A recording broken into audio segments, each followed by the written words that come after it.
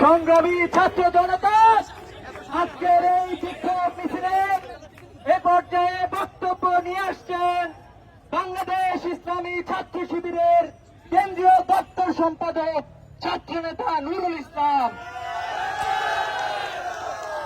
বিসমিল্লাহির রহমানির রহিম।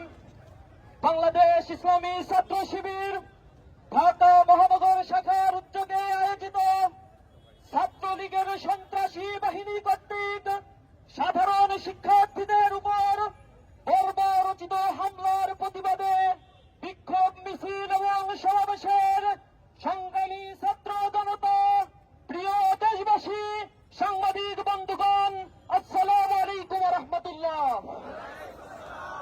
প্রিয় ছাত্র জনতা, আপনারা অবগত আছেন বিগত কয়েকদিন যাবত বৈষম্যমূলক কোটা সংস্কারের দাবিতে সাধারণ ছাত্ররা সারা বাংলাদেশে তীব্র গণ আন্দোলন করছে।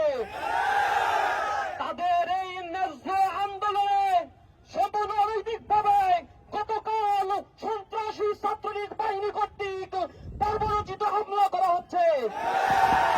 আমরা এই হামলার তীব্র নিন্দা এবং প্রতিবাদ জানাচ্ছি। ছাত্রলীগকে প্রতিহত করার জন্য ঘোষণা দিচ্ছি, বাংলাদেশের সবচেয়ে বড় সন্ত্রাসী সংগঠন হল ছাত্রলীগ। মানবতা বিরোধী সকল কর্মকাণ্ডের সাথে এ ছাত্র সংগঠন এখন যুক্ত হয়ে গিয়েছে। চাঁদাবাজ, ধর্ষণ, ছিনতাই, গুম, হত্যা, মাদকের অভয়ারণ্য, মানুষের সম্পদ লুণ্ঠন থেকে শুরু করে এমন কোন খারাপ কাজ নাই তা ছাত্রলীগ করছে না। সরকারের কাছে উদাত্ত আহ্বান জানাই, ছাত্রলীগকে অনতি বিলম্বে বিশেষ ট্রাইব্যুনাল গঠন করে নিষিদ্ধ ঘোষণা করতে হবে। অন্যথায় ছাত্র জনতা দুর্বার আন্দোলন গড়ে তুলে বাংলাদেশে এ দলকে নিষিদ্ধ করবে।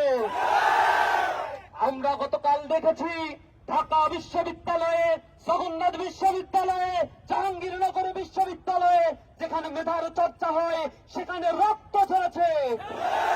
আমার বোনেদের উপরে হামলা করা হয়েছে। গতকাল যে রক্ত ঝরেছে এটা রক্ত ঝরানো নয়, এটা স্বৈরাচার কর্তৃক শাসনকৃত এ স্বাধীন বাংলাদেশের এক প্রতিচ্ছবি মাত্র। জনগণের অধিকার নাই, ভোটাধিকার নষ্ট করেছে। মৌলিক মানবিক সাংবিধানিক অধিকার চাইতে গেলেও আজ রক্তাক্ত হতে হয়।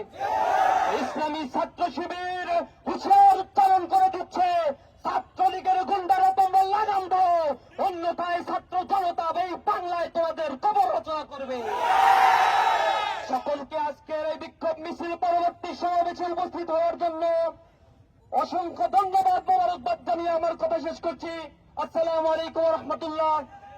পুলিশদের প্রতি আহ্বান জানাই, আমাদের কোন ছাত্র